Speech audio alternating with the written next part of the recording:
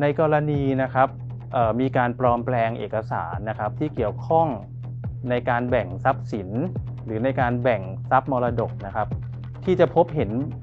โดยง่ายก็คืออาจจะมีเรื่องของการปลอมพินัยกรรมนะครับมีการไปปลอมใบมอบอำนาจของผู้จัดการมรดกเพื่อนำไปใช้ในการเปลี่ยนแปลงทรัพย์บางชนิดเช่นที่ดินเป็นต้นนะครับ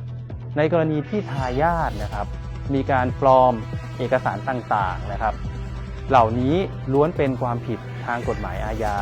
ซึ่งมีโทษทางอาญานะครับดังนั้นเนี่ยทายาทท่านอื่นนะครับผู้มีส่วนได้เสียในทรัพย์สิน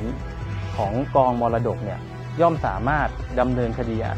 ได้นะครับยกตัวอย่างเช่นอาจจะไปแจ้งความร้องทุกข์ต่อพนักงานสอบสวนก็ได้นะครับหรือ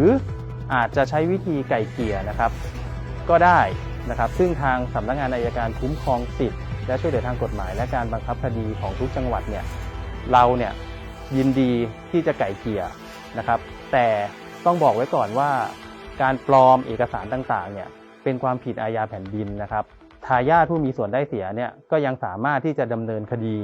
ต่อไปได้ในกรณีนะครับที่มีความจำเป็นนะครับหรือมีเหตุขัดข้องที่จะต้องจัดการมรดกนะครับซึ่งเราจะต้องกระทำผ่านผู้จัดการมรดกซึ่งแต่งตั้งโดยศาลนะครับในกรณีที่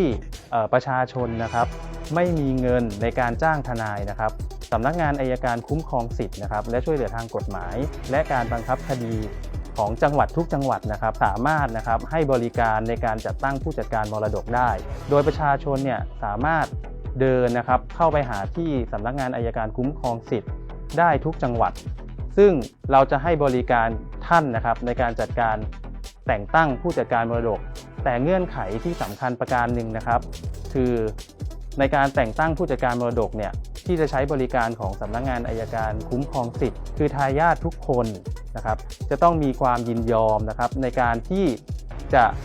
สนับสนุนหรือแต่งตั้งใครนะครับเป็นผู้จัดการมรดกนะครับหรือพูดง่ายๆว่าหากเลือกใครเป็นผู้จัดการมรดกแล้วเนี่ยทายาททุกคนต้องให้ความยินยอมด้วย